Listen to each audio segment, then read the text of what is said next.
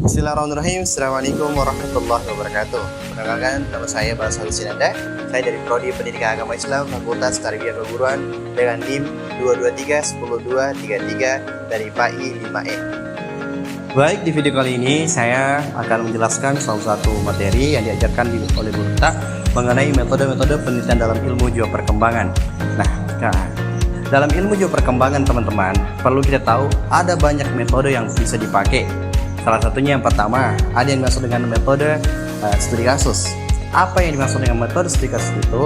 Metode studi kasus adalah sebuah metode yang dipakai dalam ilmu geoperkembangan, yang dimana dalam metode tersebut kita pakai pendekatan yang sangat mendalam dalam sebuah konteks yang akan kita teliti tersebut. Nah, makanya disebut dengan studi kasus karena cara penelitiannya kita fokus kepada satu subjek kasus sendiri. Nah, perlu juga kita tahu bahwa ciri-ciri dari studi kasus itu salah satunya adalah sifatnya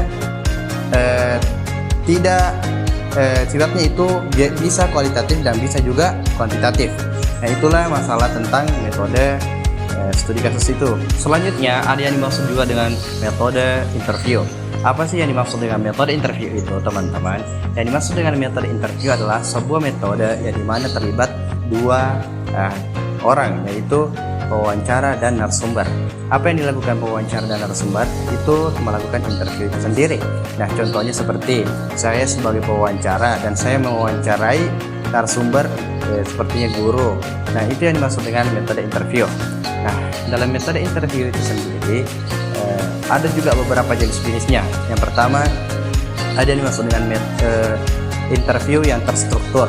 Maksudnya interview yang terstruktur contohnya seperti kita sudah memang buat soalan yang akan kita tanyakan kepada narasumber itu sendiri.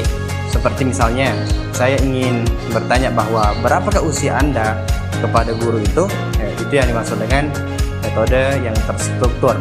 Nah, ada juga dimaksud dengan metode semi terstruktur. Maksudnya apa? Di situ bisa dikatakan terstruktur, bisa juga dikatakan tidak terstruktur.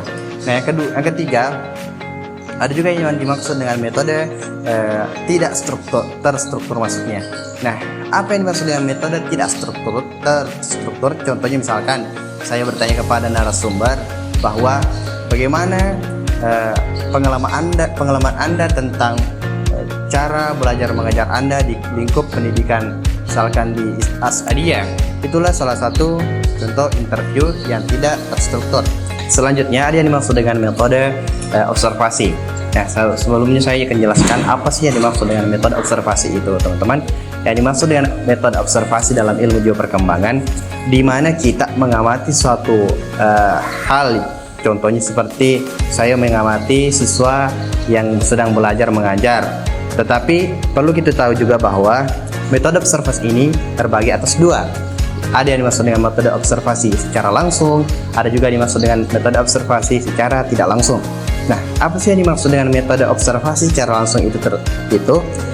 Yang dimaksud dengan metode observasi secara langsung, kita menjadi salah satu bahan penelitian tersebut. Contohnya misalkan saya ingin meneliti siswa di kelas ini, tentu saya akan menjadi salah satu partisipan dalam kelas tersebut. Nah, contoh yang lain, apa sih yang dimaksud dengan observasi secara tidak langsung? Yang dimaksud dengan observasi secara tidak langsung, kita hanya mengamati apa yang akan terjadi dalam sebuah penelitian yang kita akan tersebut. Contoh misalkan saya ingin meneliti dengan metode observasi di kelas PAI misalkan. Nah, saya akan hanya melihat dan mengamati apa yang akan terjadi dalam kelas tersebut. Itulah yang dimaksud dengan metode observasi secara tidak langsung. Nah, selanjutnya teman-teman, ada juga yang dimaksud dengan metode penelitian eksperimen. Apa sih yang dimaksud dengan metode eksperimen itu sendiri? Nah, perlu kita tahu yang dimaksud dengan metode eksperimen, disitulah terjadi banyak yang namanya manipulasi. Nah, contoh seperti saya ingin meneliti sebuah makhluk misalkan, atau anak peserta didik, atau misalkan anak-anak bayi. Nah, kita bisa memanipulasi hal tersebut untuk menjadi bahan eksperimen kita. Nah, perlu kita tahu juga bahwa eksperimen itu sendiri terbagi berbagai hal, tetapi ada dua hal yang saya ketahui. Ada yang masuk dengan eksperimen yang manipulasi, dan ada juga eksperimen yang memang sudah alami tetapi kita libatkan juga eksperimen dalam penelitian tersebut. Yang terakhir yang saya maksud adalah metode tes. Nah, metode tes ini adalah sebuah teknik pengumpulan data dan kita melakukan tes dalam sebuah uji penelitian kita. Nah, tes ini banyak jenisnya, misalkan kita tes kognitif, tes psikologis, dan banyak hal yang bisa dilakukan dalam metode penelitian, terutamanya kepada metode tes itu sendiri.